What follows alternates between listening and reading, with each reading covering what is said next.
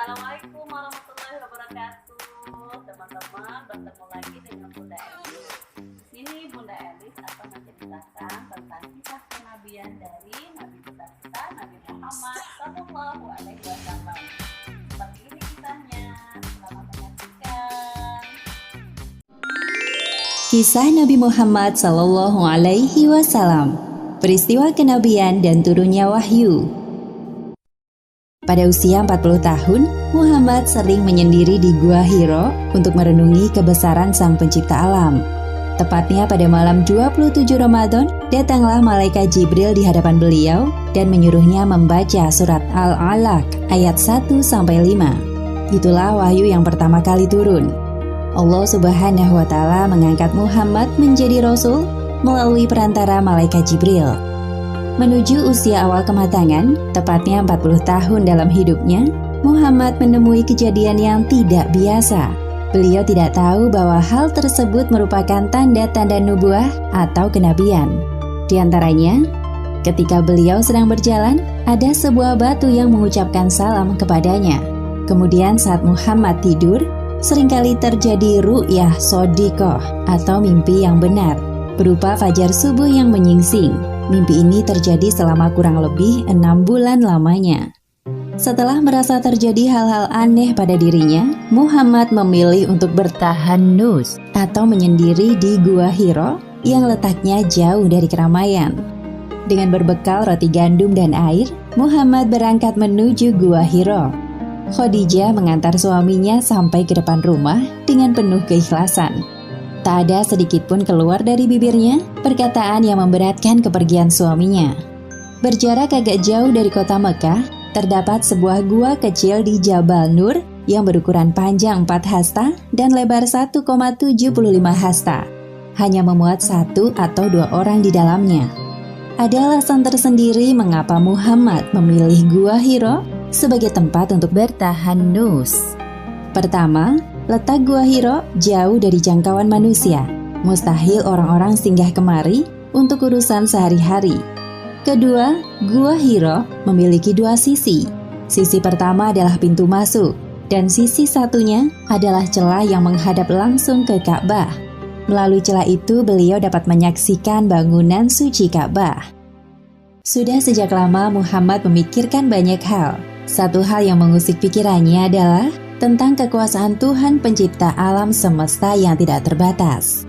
Untuk apa Dia Allah menciptakan manusia jika mereka hanya membuat kerusakan di bumi? Aku sungguh penasaran, pasti ada tujuan besar di balik ini semua. Selain itu, keyakinan beliau kerap kali berseberangan dengan perilaku jahiliyah orang-orang Quraisy yang menyimpang. Sebenarnya, aku sadar bahwa perilaku kaumku telah jauh menyimpang dari ajaran Ibrahim. Namun aku juga tidak bisa berbuat apa-apa untuk mereka. Hari ini adalah malam ke-27 bulan Ramadan. Setelah 26 hari bertahanus di Gua Hiro, Muhammad didatangi sesosok malaikat berwujud manusia. Dialah Jibril dalam tubuh laki-laki yang berpakaian putih. Pada saat itulah Muhammad merasa mimpinya menjadi nyata. Bacalah wahai Muhammad. Aku tidak bisa membaca. Pada saat itu Jibril mendekap beliau dengan erat, seakan-akan ruh mau keluar dari tubuhnya. Kemudian Jibril melepaskan dekapannya dan mengulangi perintahnya lagi. Bacalah wahai Muhammad. Aku tidak bisa membaca. Untuk ketiga kalinya, Jibril mendekap Muhammad sampai dadanya terasa sesak, lalu kembali melepaskannya dan mengulangi perintahnya sekali lagi. Bacalah wahai Muhammad. Aku tidak bisa membaca. Kemudian Jibril melakukan hal yang sama kepada Muhammad, lalu beliau mengubah jawabannya. Bacalah wahai Muhammad. Apa yang harus aku baca? Maka malaikat Jibril membaca surat Al-Alaq ayat 1-5. Bacalah dengan menyebut nama Tuhanmu yang menciptakan. Dia telah menciptakan manusia dari segumpal darah. Bacalah, dan Tuhanmulah yang maha pemurah, yang mengajar manusia dengan perantara kalam. Dia mengajar kepada manusia apa yang tidak diketahuinya. Ayat pertama surat Al-Alaq menyampaikan perintah kepada Muhammad untuk menjadikan Al-Quran sebagai pedoman hidup manusia. Setelah menyampaikan wahyu, tiba-tiba Jibril menghilang dari tempatnya. Muhammad yang menyadari ketidakhadiran Jibril merasa ketakutan, lalu beliau langsung berkemas untuk pulang. Beliau masih merasa ketakutan dan tidak menyangka telah melewati peristiwa aneh yang akan merubah hidupnya. Muhammad turun dengan cepat dari gunung dan melewati padang pasir luas. Tiba-tiba terdengar suara dari langit. Wahai Muhammad, engkau adalah utusan Allah. Aku adalah Jibril. Wahai Muhammad, engkau adalah utusan Allah. Aku adalah Jibril. Wahai Muhammad, engkau adalah utusan Allah. Aku adalah Jibril. Muhammad yang mendengar suara Jibril menghentikan langkahnya dan melihat ke arah langit. Itulah kali pertama Muhammad melihat Jibril dalam postur malaikat.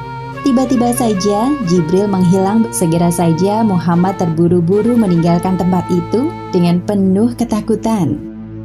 Sesampainya di rumah, Muhammad meringkuk di ranjang. Khadijah yang mendapati suaminya telah pulang mendekatinya. Selimuti aku, selimuti aku. Khadijah merasa kaget melihat suaminya menggigil. Segera saja ia menyelimutinya. Khadijah tidak melontarkan pertanyaan apapun kepada suaminya tentang hal yang baru terjadi. Hal itu dikarenakan Khadijah sangat menghormati Muhammad.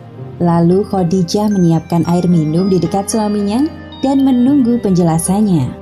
Setelah keadaan tenang, Muhammad menceritakan kejadian yang baru menimpanya secara detail kepada Khadijah dengan dipenuhi perasaan takut dan bingung.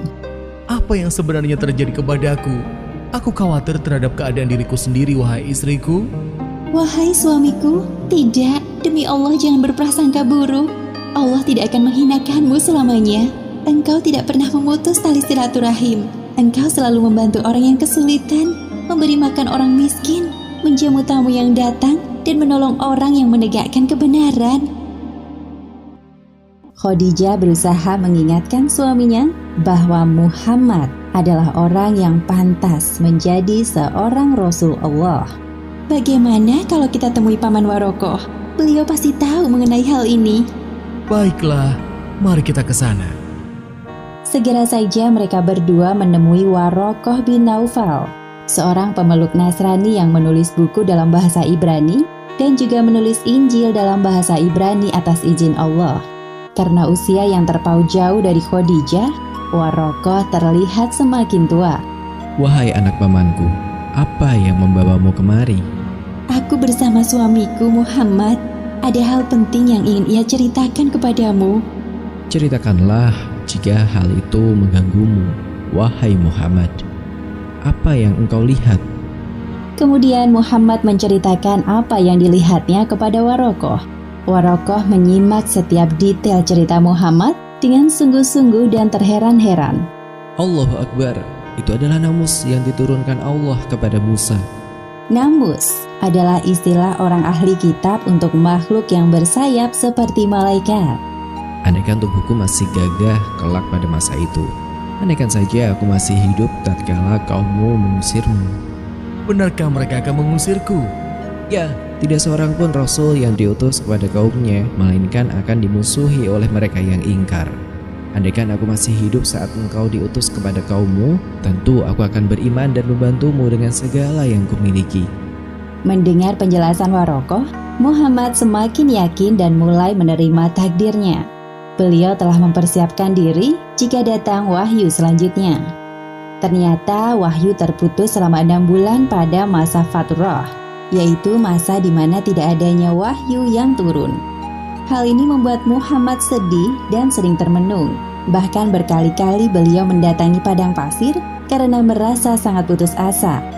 Sebagaimana yang disebutkan dalam hadis riwayat Bukhari nomor 6982. Telah sampai informasi kepada kami bahwa masa Fatrah terjadi begitu lama hingga Rasulullah SAW bersedih hati yang ini membuat beliau berulang kali berlari kencang ke atas bukit untuk melompat. Setiap kali beliau sampai ke atas bukit, malaikat Jibril menampakkan diri dan berkata, "Wahai Muhammad, engkau adalah benar-benar Rasulullah, sehingga hati dan jiwa beliau tenang. Ya Allah, hamba ikhlas dengan segala ketentuan-Mu. Warokoh meninggal dunia pada masa Fatrah. Warokoh meninggal dengan mulia, karena ia telah bertekad untuk membantu Muhammad saat beliau diperangi dan diusir oleh kaumnya. Hikmah dari terputusnya wahyu ini agar hilang rasa takut dalam diri Muhammad setelah bertemu dengan Jibril dalam wujud malaikat dan memberikan waktu kepada Muhammad untuk mempersiapkan diri menerima wahyu selanjutnya. Di suatu malam yang dingin, Muhammad sedang tidur dengan tubuh dibalut selimut tebal. Tiba-tiba Jibril mendatanginya dan menyampaikan wahyu kedua, yaitu surat Al-Muddathir ayat 1 hingga 7. Hai orang yang berkemul berselimut, bangunlah lalu berilah peringatan, dan Tuhanmu agungkanlah, dan pakaianmu bersihkanlah, dan perbuatan dosa tinggalkanlah. Dan janganlah kamu memberi dengan maksud memperoleh balasan yang lebih banyak, dan untuk memenuhi perintah Tuhanmu, bersabarlah. Setelah itu wahyu selanjutnya turun berturut-turut di hari berikutnya. Demikianlah akhir peristiwa kenabian dan turunnya wahyu pertama. Hikmah yang dapat kita ambil dari kisah ini: pertama, peristiwa turunnya wahyu pertama mengabarkan tentang Muhammad adalah utusan Allah, dan wahyu kedua mengabarkan tentang perintah untuk berdakwah. Kedua, hendaknya kita selalu menjadikan Al-Quran sebagai pedoman hidup sehari-hari, karena di dalamnya berisi semua hal yang kita butuhkan. Wallahu a'lam bishawab. Alhamdulillahirrahmanirrahim. Teman-teman tadi sudah menyaksikan tentang kisah Nabi Muhammad SAW. Mudah-mudahan kita bisa menteladani beliau dan kelak kita akan mendapatkan syafaatnya di yaumul akhir. Demikian teman-teman. Assalamualaikum warahmatullahi wabarakatuh.